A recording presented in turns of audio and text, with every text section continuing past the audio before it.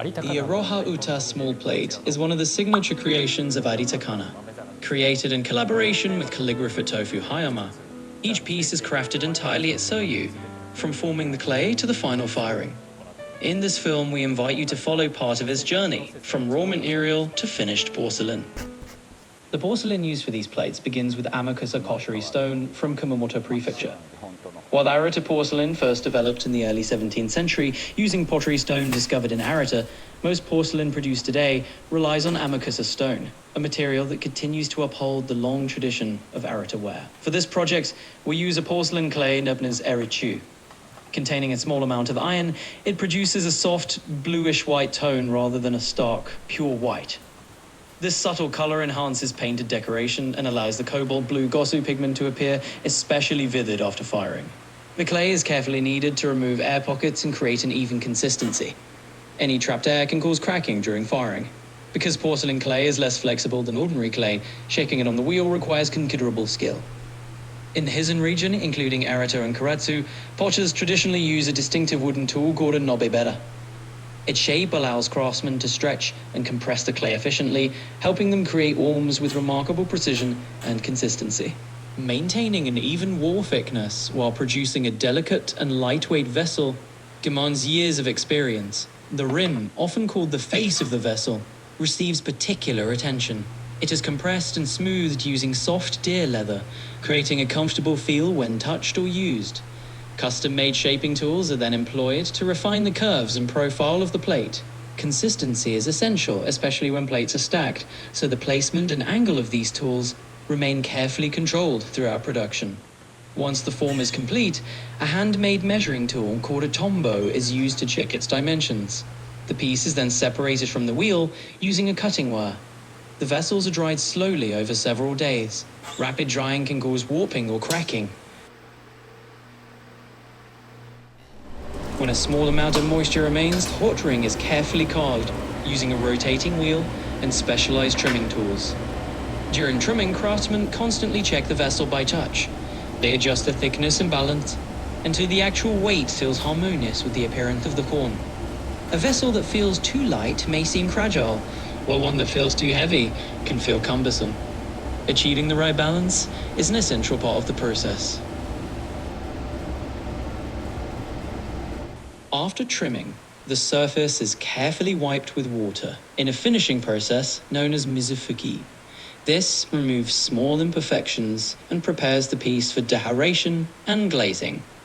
Once fully dried, the vessels undergo their first firing, the biscuit firing, at approximately 900 degrees Celsius.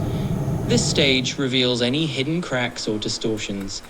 Each piece is carefully inspected, and only those meeting quality standards move forward. Decoration is then applied. For the Iroha-Uta plates, the text is painted using gosu, the traditional cobalt-based pigment used in Arita ware.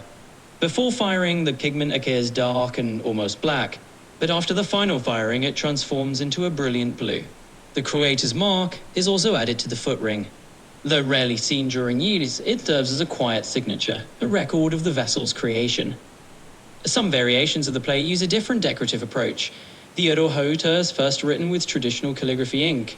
A colored pigment is then sprayed across the surface using a technique known as fukizumi. This process employs an ink resist method called Sumi-Hajiki. Natural ingredients within the ink repel the pigment, protecting the written areas. During firing, the ink burns away, leaving the calligraphy visible as a white pattern against the colored background.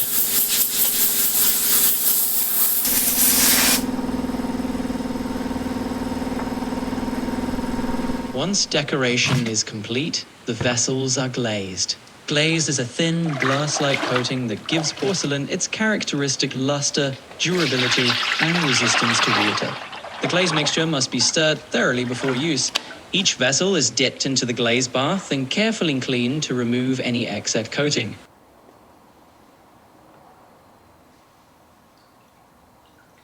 The glaze is also removed from the foot ring to prevent it from sticking to the kiln shelf during firing. After drying, the pieces are loaded into the kiln for the final firing.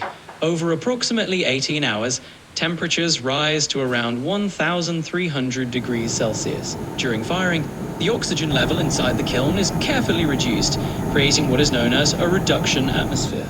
This influences the chemical reactions taking place within the clay and pigments, contributing to the distinctive character of the finished porcelain.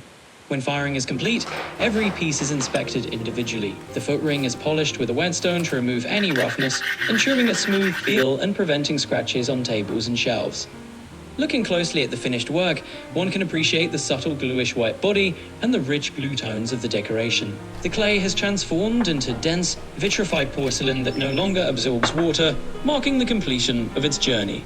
Each Iroha-Uta plate is unique, carrying small variations that reflect the handcrafting process and the individuality of its creation.